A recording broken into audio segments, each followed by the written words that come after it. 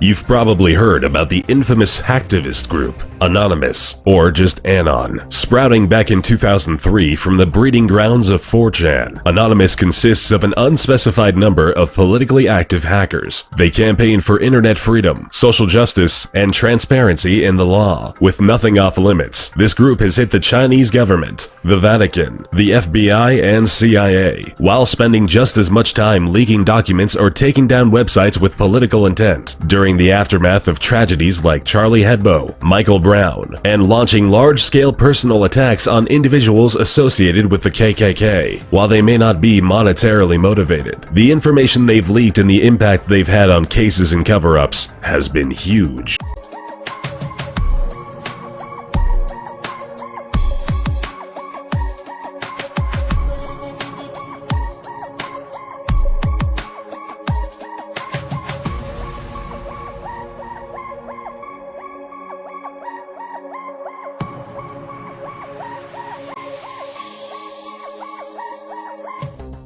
Kevin Mitnick is known as the king of all hackers, with aliases like the Condor and the Dark Side Hacker. Mitnick's ploys stem back to his youth in the late 70s, where he began taking advantage of the system by tricking the Los Angeles bus transfer system to get free rides. As he aged, Mitnick found his gift for code and began hacking into big-name companies like Nokia, Motorola, IBM, and eventually, the Pentagon. Millions of dollars of information passed through his hands before he was finally arrested in 1995. Hardly deterred, Mitnick went on the run from the FBI for 3 years and was the most wanted computer criminal of his time, before he was sentenced to 4 more years in jail. Mitnick didn't consider what he was doing as hacking and referred to it politely as social engineering. At one point, a judge found him so threatening that he placed him in solitary confinement because he thought Mitnick could start a nuclear war by whistling codes into a payphone.